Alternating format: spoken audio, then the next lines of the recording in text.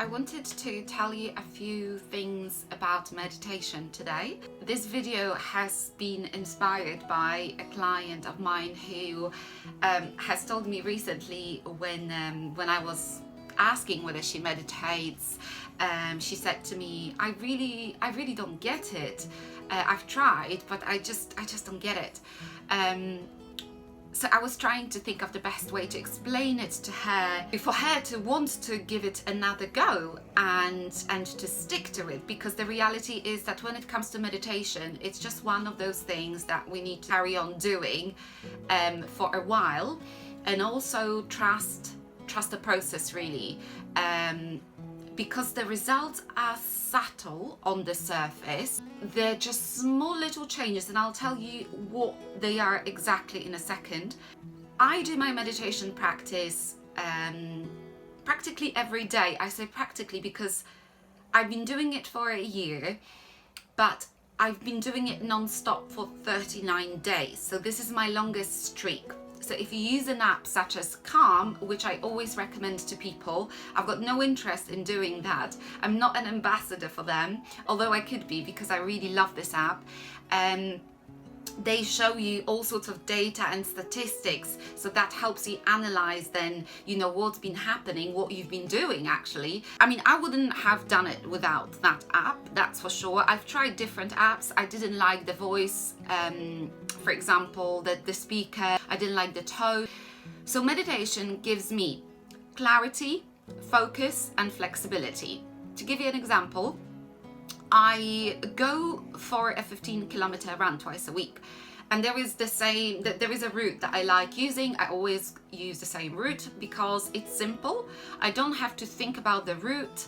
I can enjoy myself and, you know, go into my headspace and explore it, and, you know, analyze certain things, think about certain things, and enjoy the landscape without having to worry where I'm going to run now.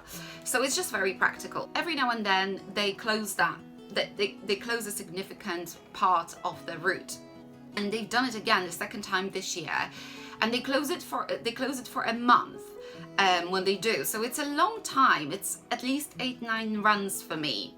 And there is no alternative. There are alternative routes, but that means, you know, either running a shorter distance when I know exactly where I'm supposed to end my run, or it means, you know, having to climb up some steepy hills, or you know, running down them when they're muddy and slippery. So it's just very inconvenient.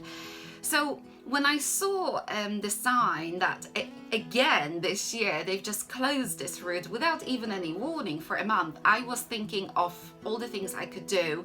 I actually managed to move the fence they created, you know, untying the strings that they've put around it so that people don't do it.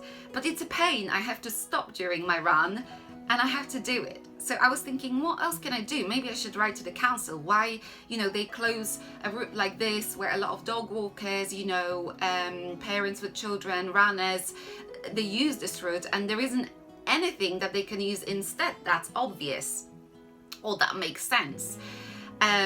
And I was getting really annoyed with it and frustrated, and I was like, I'm gonna carry a pair of scissors with me, you know, just to cut those strings rather than have to detangle them.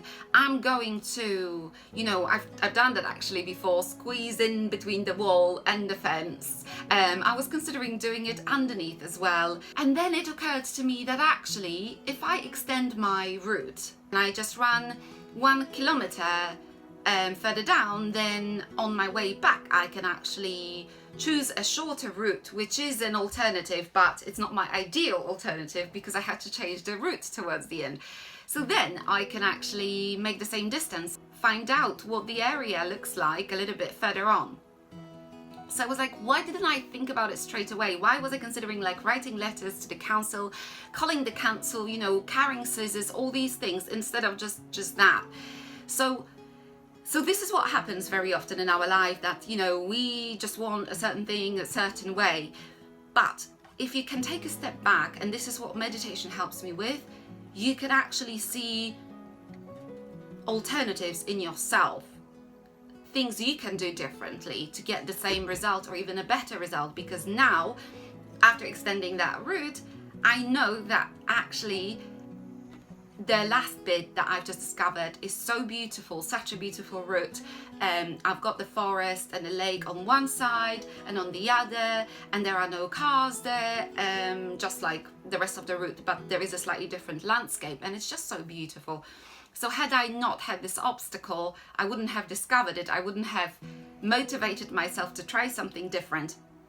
So I believe that this is due to my meditation practice, that I am able to take a step back, you know, calm myself down, focus and think of an alternative solution I can actually create, a step I can take rather than expecting someone else to do it, because it would have been very difficult to convince the council, even if I've got every reason, and other people, I'm sure, you know, they find it inconvenient as well and a pain. But it's just actually easier to change things in ourselves at the end of the day. And if you can be that flexible to do that, I think it's great. And you can gain some benefits as you do that. So how does that relate to my meditation practice? It's not a direct relationship, but over the last 12 months, I can see how these things happen, especially on the days when I've meditated, because I've created that extra headspace and I just get better ideas. I'm calmer and more flexible. So I really recommend the practice to you. If you've not done it regularly or enough, you may be really questioning it, you know, how effective it really is. I get it. I was like that as well. And it's still a bit like, is it really it? Maybe it's something else. Well, maybe. You know, we can believe in different things, but it seems to be working. So I think it's working. And I really recommend it to you as well. If you've got any questions, or if you need encouragement, let me know.